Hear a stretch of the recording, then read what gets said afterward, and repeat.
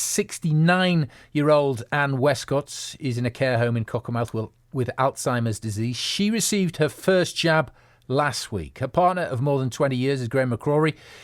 He says that's good news, but he's worried about the long-term impact of the pandemic on Anne.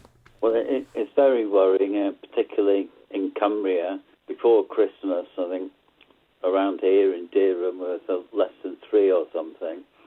But the figures I saw recently for Dereham, Maryport and Crosby are talking about 100 cases. So it's gone up dramatically. And that really is the main reason that Dalton Court had started visits again after the second lockdown. I managed to see Anne once before Christmas and at Christmas. But sadly, the visits have stopped again.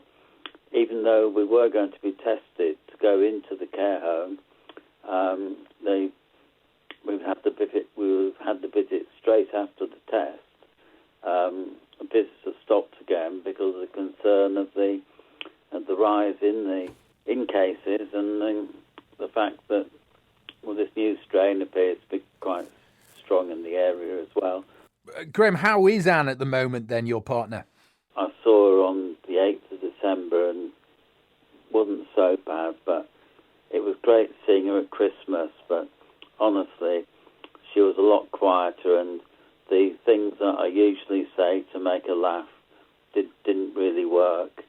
And yesterday, Helen, one of the nurses, put Anne on the speakerphone for me, and again, sadly, there wasn't really the response that we were having, the rapport we were having when I'd tell her silly jokes and that.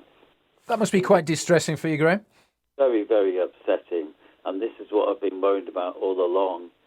And the longer this goes on, it will get worse. Some good news, though, Graeme. Anne has had the first jab in the vaccination programme. I mean, what difference will that make to your lives? Well, that is good news. Anne had the first jab last week. It was the second attempt. The surgery in Cockermouth couldn't bring the vaccines out earlier. Staff had them up at Cockermouth Hospital, but the residents couldn't be vaccinated. But they managed it last week, which is good news. When do you think you'll be able to give Anne a hug then? Because you haven't been able to do that for a long, long time. It was 33 weeks, wasn't it? I mean, God knows what it is now. The way things are carrying on, there is no foreseeable date. I think, the next target would have been our 21st anniversary on Valentine's Day, but somehow I don't see that. I'm hoping as soon as possible after that. Sad to say, I just can't think when. Her birthday should be 70, 16th of April. Please, let's have something happen by then. No, it's very worrying. I can understand the concerns from everybody. I mean, I'm worried as well.